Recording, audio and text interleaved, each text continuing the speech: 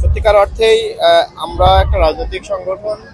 এই রাজনৈতিক সংগঠনের উদ্দেশ্য লক্ষ্য একটাই থাকে, যেহেতু ছাত্র সংগঠনের লক্ষ্য উদ্দেশ্য শিক্ষার্থীদের যৌক্তিক দাবিতে সবসময় তাদেরকে সমর্থন জানানো, তাদের পাশে থাকা এবং যে কোনো সংকটে শিক্ষার্থীদের যে কোনো পারপাসে তাদের সাথে লড়াই সংগ্রামের জায়গায় যদি বলেন, দেশের সার্বিক সংকটে ছাত্র সংগঠনগুলো সবসময় ভূমিকা রেখেছে।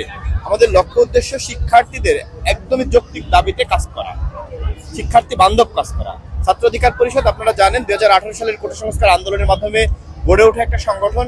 সেই সংগঠন যে আপনার নিরাপদ সড়ক আন্দোলন, তারপরে আপনার মুদি বিরোধী আন্দোলন, প্রত্যেকটা আন্দোলনে কিন্তু সরব ছিল। এবং বৈষম্য বিরোধী ছাত্র আন্দোলন 24-এর যে আন্দোলন হলো, প্রত্যেকটা জেলাতে 64টা জেলাতেই ছাত্র অধিকার পরিষদের একটি সামনে থেকে নেতৃত্ব দেওয়ার সেই সুযোগটা ছিল। এবং বিভিন্ন জেলাতে সেভাবে তারা কিন্তু সড়কভাবে একদমই সামনে থেকে নেতৃত্ব দিয়েছে।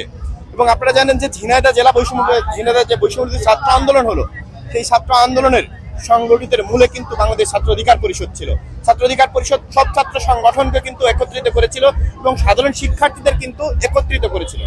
একত্রিত করেই একটি বড় সব রাজনৈতিক দল মত নির্বিশেষে সাধারণ মানুষ সবাই কিন্তু সেই ডাকে সাড়া দিয়েছিল। যদিও এটা একটা একদমই কমন ব্যানার, সাধারণ শিক্ষার্থীদের ব্যানারে গড়ে উঠেছিল, কিন্তু নেতৃত্বের জায়গায় যে আমরা ঝিনাইদহ জেলা বৈষম্য ছাত্র আন্দোলনের 10 জন নেতৃত্বের জায়গায় আনা হয়েছিল, তার মধ্যে প্রধান নেতৃত্বে যখন প্রথম 11 সদস্য একটা বিশিষ্ট কমিটি করা হয়, সেই কমিটির একদম একজন সমন্বয়ক এবং 5 থেকে 6 জন সহ সমন্বয়ক এবং একজন আরো কয়েকজন সদস্য করে একটা কমিটি করা হয়। সেই কমিটির প্রধান ছিল আব্দুল্লাহ আল মামুন, আমাদের জেলা ছাত্র অধিকার পরিষদের সাধারণ সভাপতি। এবং আমি জেলা ছাত্র অধিকার পরিষদের সাধারণ সম্পাদক হিসেবে আমি নিজেও দায়িত্ব পালন করেছিলাম প্রথম কমিটির সহ সমন্বয়ক হিসেবে। এবং আমাদের জেলা ছাত্র অধিকার পরিষদের সাবেক ভাইস প্রেসিডেন্ট যে সহ সভাপতি আবু হুরায়রা, সেও কিন্তু বৈষম্য ছাত্র আন্দোলনের এখন দায়িত্ব পালন করছে আহ্বায়ক হিসেবে। এবং ওই সময় আন্দোলনের একদমই প্রথম থেকে আমরা ছিলাম কিন্তু।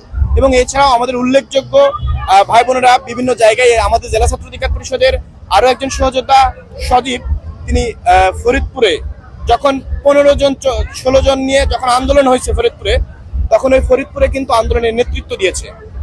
তো এরকম পুরো বাংলাদেশেই ঢাকা কলেজে দেখেছেন যে ঢাকা কলেজে যখন মিছিল বের করার মতো কেউ ছিল না, তখন আমাদের যে কেন্দ্রীয় ছাত্র অধিকার পরিষদের সাধারণ সম্পাদক নাজমুল হাসান ভাই, তিনি কিন্তু তখন একদমই সামনে থেকে রাকিব এরা কিন্তু নেতৃত্ব দিয়েছিল।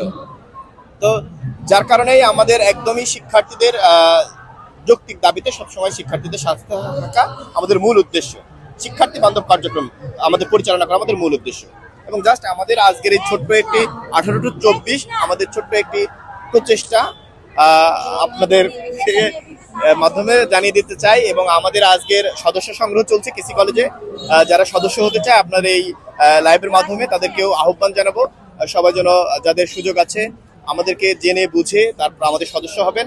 কারোর প্রতি কোনো জোর ক্ষোভ রাগ এইভাবে জোর করে নিয়ে এসে সদস্য করা এরকম কোনো কিছু না।